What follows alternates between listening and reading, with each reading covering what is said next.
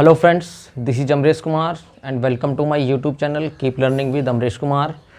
Today we will discuss about one of the most important previous year question of CSIR NET December 2016.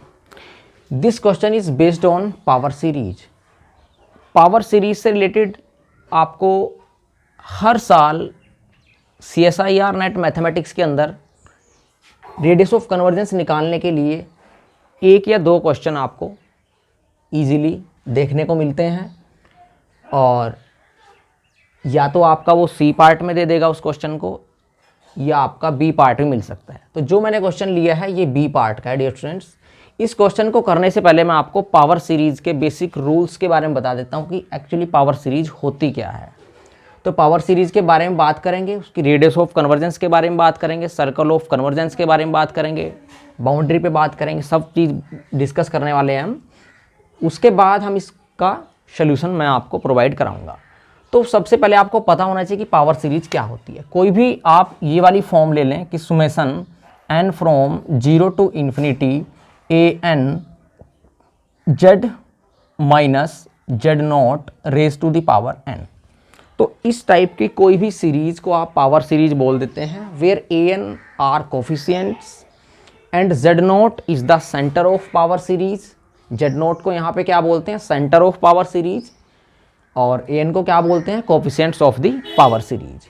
तो हमें वो radius of convergence निकालने के लिए देगा डियर स्टूडेंट्स। तो रेडियस ऑफ कन्वर्जेंस होती क्या एक्चुअली? सपोज करो मैंने कोई पावर सीरीज ली, summation n from 0 to infinity an z raise to the power n। इस पावर सीरीज के बारे में डिस्कस करेंगे हम। जो रूल इस पे अप्लाई होंगे वो सभी रूल इस पे भी एप्लीकेबल होंगे। तो यहाँ इस वाली पावर सीरीज का आप सेंटर देख पा रहे होंगे, यहाँ पे इसका सेंटर कितना है? 0 है, क्योंकि हम लिख सकते हैं इसको z minus 0 raise to the power n। तो इसकी रेडियस ऑफ कन्वर्जेंस क्या क्या पॉसिबिलिटी हो सकती है, उन सभी के बारे में डिस्कस करेंगे हम वन बाय वन। तो वो कहता है कि सपोज करो जो इसका रेडियस ऑफ कन्वर्जेंस का फॉर्मूला है वो लिख देता हूं मैं पहले कि 1 by r is equal to limit modulus an plus 1 by an और n टेंस टू इन्फिनिटी और n अप्रोच टू इन्फिनिटी। ये फॉर्मूला भी रेडियस ऑफ कन्वर्जेंस फाइंड करने का है, या ये फॉर्मूला भी आप अप्लाई कर सकते हैं कि 1 by r is equal to limit n approaches to infinity modulus an raise to the power 1 by n। दोनों ही फॉर्मूले, दिस फॉर्मूला जो सेकंड वन फॉर्मूला लिखा है मैंने, this is more powerful than this.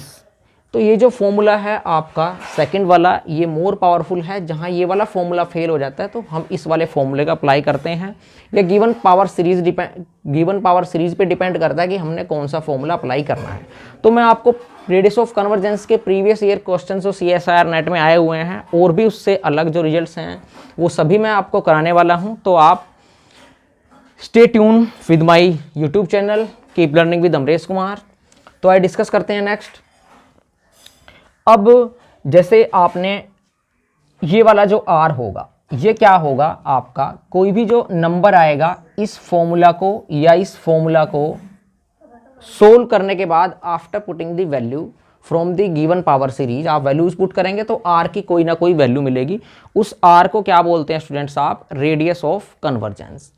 तो रेडियस ऑफ कन्वर्जेंस, तो मैं ये बता दूं आपको कि हर पावर सीरीज के लिए आपको कोई ना कोई रेडियस ऑफ कन्वर्जेंस मिल जाएगी एक्सटेंडेड रियल नंबर सिस्टम से। तो एक्सटेंडेड रियल नंबर सिस्टम क्यों दिया हुआ है? क्योंकि कई बार रेडियस ऑफ कन्वर्जेंस आपकी 0 भी हो सकती है और इनफाइनाइट भी आपकी रेडियस ऑफ कन्वर्जेंस आ सकती है। रेडियस ऑफ कन्वर्जेंस 0 आने का क्या मीनिंग है, रेडियस ऑफ कन्वर्जेंस इन्फिनिटी आने का क्या मीनिंग है, उसके बारे में डिस्कशन करते हैं। तो मैंने कहा कि हर पावर सीरीज के लिए, for every power series summation n from 0 to infinity an z raise to the power n there exist, क्या मिलता है आपको? There exist a extended real number. इसको एक्सटेंडेड मैंने क्यों बोला? क्योंकि ये जो नंबर होगा आपका, ये आपका जीरो और इन्फिनिटी भी हो सकता है। There exist extended real number r के बारे में बात करते हैं, जहां आर के पास क्या प्रॉपर्टी होगी डियर स्टूडेंट्स आपका, वो आपका जीरो और इन्फिनिटी के बीच में कुछ भी हो सकता है, इन्फिनिटी भी हो सकता है और जीरो भी हो सकता है। अब इसका मीनिंग क्या है? अब इसका मीनिंग ये बनता है कि मैं यहाँ पे कहूँगा कि अगर किसी पावर सीरीज का रेडियस ऑफ कन्वर्जेंस सपोज करो कैपिटल आर आया, जो कि एक नंबर होगा, देन हम ये कहते हैं, देन वी से दैट जो भी गिवन पावर सीरीज है ये वाली, we say that summation power series summation n from zero to infinity a n z raise to the power n is absolutely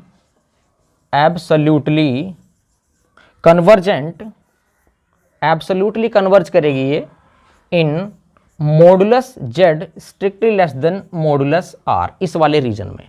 ठीक है, अगर कोई पावर सीरीज का रेडियस ऑफ कन्वर्जेंस आपका कैपिटल आर आ जाता है तो इट मीन्स वो एब्सोल्युटली कन्वर्ज करेगी आपकी इस रीजन में modulus z strictly less than modulus are, और and divergent for modulus z strictly greater then capital R. और इस वाले रीजन के अंदर वो क्या करेगी आपकी, डाइवर्जेंट होगी डियर स्टूडेंट्स। और ये क्या है आपकी, एक डिस्क है ये आपकी, ये भी क्या, ये आपकी क्या है, एक्सटेंडेड पार्ट है डिस्क का, उसके बारे में बात करेंगे हम। एंड अब हम बाउंड्री की बात करते हैं, एंड मे और may not be convergent at modulus z equal to modulus r. ये बात करते हैं कि वो जो बाउंड्री होगी, जो भी उसकी बाउंड्री आएगी, उसमें वो कन्वर्ज कर भी सकती है बाउंड्री पे और कन्वर्ज नहीं भी कर सकती। तो तीन चीजें हुई यहाँ पे, एब्सोल्युटली कन्वर्जेंस और आपकी डाइवर्जेंस और आपकी बाउंड्री पे कन्वर्जेंस और नॉट कन्वर्जेंस। तो डियर स्टूडेंट्स, अब मैं आपको एक और चीज बता दूं कि इसको कई बार हम सर्कल ऑफ कन्वर्जेंस भी बोलते हैं। अब circle of convergence and disc of convergence में क्या डिफरेंस है? सपोज करो मैंने ये कोई सर्कल बनाया डियर स्टूडेंट्स, ये कोई मैंने सर्कल ड्रॉ किया जिसका सेंटर क्या है, जीरो है, क्योंकि मेरा रेडियस क्योंकि मेरा पावर सीरीज का सेंटर क्या है, जीरो है। इसीलिए जो भी सर्कल बनेगा वो जो भी सेंटर होगा सीरीज का, उसी सेंटर वाला सर्कल बनेगा। अगर यहाँ पे मैंने लिखा था जेड नोट, सेंटर लिखा था, ये कोई कॉम्प्लेक्स नंबर होगा, एएनस भी आपके कॉम्प्लेक्स नंबर हो सकते हैं, कोफिशिएंट हो सकते हैं, तो जेड नोट जो भी कॉम्प्लेक्स नंबर होगा वो उस सर्कल ऑफ कन्वर्जेंस का क्या बनेगा, सेंटर बनेगा। और रेडियस हम इससे निकालते हैं, कैपिटल आर जो भी आता है उसको रेडियस बोलते हैं। तो मैंने थोड़ी देर के लिए मान ली कि जो ये वाला सर्कल है, इस वाले सर्कल की जो रेडियस है वो आर है। तो डियर स्टूडेंट्स, इस केस में ये वाला केस क्या रिप्रेजेंट करता है, ये वाला केस इसका इनर पार्ट रिप्रेजेंट करता है, जिसको मैंने शेडेड किया है। इसको हम डिनोट करते हैं modulus z strictly less than r से, जो कि डिस्क कहते हैं हम इसको। और अगर मैं बात करूं डियर स्टूडेंट्स इसकी, तो ये सिर्फ आपका क्या होगा, सेंटर आर ही जीरो रहेगा आपका और रेडियस क्या हो जाएगी, आर हो जाएगी। तो ये बाउंड्री पॉइंट्स की बात करता है, circle means boundary points, only boundary points पे बात करते हैं हम। ठीक है, अब बात करते हैं इसकी modulus z greater than r. ये वाला रीजन डाइवर्जेंट मींस क्या, कि जो ये आउटसाइड पार्ट है, आउटसाइड वाला पार्ट ये रिप्रेजेंट करता है modulus z greater than modulus r. ये आपका क्या रिप्रेजेंट करता है, ये आपका modulus z strictly greater than r represent करता है। ये आपका बाहर वाला रीजन होता है, आपका आउटसाइड वाला region from the unit circle. Unit circle तो पर्टिकुलर उसे कहेंगे जिसकी रेडियस 1 होगी, सेंटर 0 0 होगा। तो यहाँ पे अभी आर का हमें नहीं पता, तो मतलब इस सर्कल का जो भी आउटसाइड पार्ट होगा उस पार्ट के लिए डाइवर्ज रहेगी आपकी पावर सीरीज। अब इस क्वेश्चन के थ्रू मैं आपको ये तीनों ही कंसेप्ट समझा देता हूँ। सो डियर स्टूडेंट्स, जो हमारी पावर सीरीज होती थी वो ये फॉर्म में एक बार लिख दे रहा हूँ कि summation n from 0 to infinity a n z raise to the power n। इस केस में हमारे पास दो फॉर्मूला थे कि 1/r is equal to limit n approaches to infinity modulus an plus 1/an, और ये भी था हमारे पास 1/r equal to limit n approaches to infinity modulus an raise to the power 1/n। अब हम कौन सा फॉर्मूला अप्लाई करें? सबसे पहले आप क्या करें, गिवन पावर सीरीज के कोफिशिएंट्स देख लें क्या है। अब आपने इससे कंफ्यूज नहीं होना कि यहाँ पे पावर सीरीज आपको ये दी हुई है n from 1 to infinity z raise to the power n raise to the power 2 दी हुई है आपको। तो यहाँ पे हमें जो भी इसके साथ में होगा डिस्टेंस वो क्या होगा, वो आपका 1 है यहाँ पे, क्योंकि 1 की मल्टीप्लाई कर सकते हैं हम। अब z n है, देखो n पावर है तो यहाँ पे an है, तो अगर मैं इसको इसके साथ कंपेयर करके लिखूं तो मैं इसको क्या लिखूंगा कि summation n from 1 to infinity a n square और जेड एन स्केयर। अगर मैं ए एन स्केयर की बात करूं, लिखना पड़ेगा वेयर ए एन स्केयर क्या है आपका, वो आपका 1 है। ठीक है, मतलब आप इसको अपने माइंड में यही सोचें कि ये आपका ए एन है। तो आप कोई भी फॉर्मूला अप्लाई कर दें, a n plus 1 by a n कर दें या a n raise to the power 1 by n put करें। तो मैं इसमें लास्ट वाला फॉर्मूला अप्लाई कर रहा हूं, तो क्या होगा 1 by r is equal to limit n approaches to infinity. अब ए एन क्या है डियर स्टूडेंट्स आपका, मतलब यहां पे क्या होगा, ऐसे होगा ये कि a n square raise to the power 1 by n square. Actually तो ऐसे लगेगा फॉर्मूला, तो हो क्या जाएगा ये limit n approaches to infinity, और ये क्या हो जाएगा आपका ए एन स्केयर क्या है डियर स्टूडेंट्स आपका 1 है, 1 raise to the power 1 by n square. और आपको पता है ये क्या देने वाला है आपको, ये आपको प्रोवाइड करा देगा 1। तो मतलब इस पावर सीरीज का जो रेडियस ऑफ कन्वर्जेंस पूछा है उसने हमारे से ओनली, तो वो क्या है, वो आपका 1 है।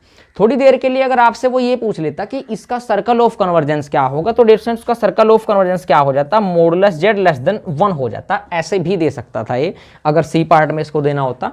अगर मैं इसकी बाउंड्री की बात करूं डिस्टेंस, तो बाउंड्री पे आपको क्या पुट करना पड़ता है, पर्टिकुलर z को आपने पोलर फॉर्म में रिप्रेजेंट, जैसे ये 1 तो क्या है इसका रेडियस ऑफ कन्वर्जेंस है। अगर आपने इसकी बाउंड्री पे भी बात करनी हो कि इस सर्कल की, इस डिस्क की बाउंड्री पे इसका बिहेवियर कैसा होगा, तो पर्टिकुलर आपको क्या करना पड़ेगा, गिवन पावर सीरीज में क्या पुट करना पड़ेगा आपको, z के प्लेस पे आपको 1 पुट करना पड़ेगा। और हम डायरेक्ट कैसे पुट करते हैं कि z is equal to r exponential iota theta, where radius of convergence कितना है 1, तो हम ऐसे पुट करते हैं, अगर पुट करते कि put z is equal to 1 into exponential iota theta, ऐसे पुट करते हैं हम इसको। और उसके बाद ये पुट करने के बाद आप इस पावर सीरीज में इसका क्या निकाल लेते, ये चेक कर लेते कि ये कन्वर्ज करेगी या नहीं करेगी। इस टाइप के क्वेश्चंस की भी डिस्कशन हम करेंगे आने वाले लेक्चर्स में। सो डियर स्टूडेंट्स, आपको वीडियो कैसा लगा? अगर अच्छा लगा है तो आप लाइक करके जाएं और कमेंट करके जाएं, और ज़्यादा से ज़्यादा आप शेयर करें और सब्सक्राइब करके जाएं, ताकि आपको लेटेस्ट वीडियोज़ की इन्फॉर्मेशन मिलती रहे। तब तक के लिए जय हिंद, जय भारत।